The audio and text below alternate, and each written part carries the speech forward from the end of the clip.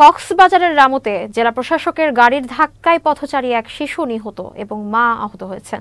বৃহস্পতিবার সকাল 9:30টার দিকে রামু উপজেলা দক্ষিণ মিঠাছড়ি ইউনিয়নের কাইম্মারঘোনা এলাকায় এ ঘটনা ঘটে।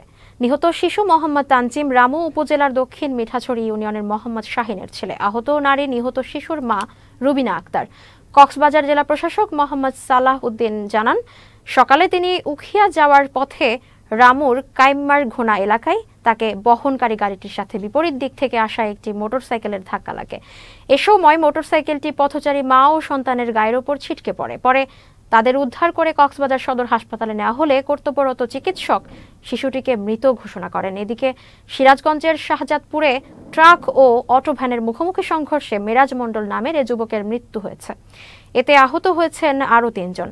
বৃহস্পতিবার বেলা 11টার দিকে উপজেলার বগুড়া নগর বাড়ি মহাসড়কের পারকোলা নামক স্থানে এ দুর্ঘটনা ঘটে। নিহত মেরাজ পারকোলা গ্রামের 5 নং ওয়ার্ডের বরকত মণ্ডলের ছেলে।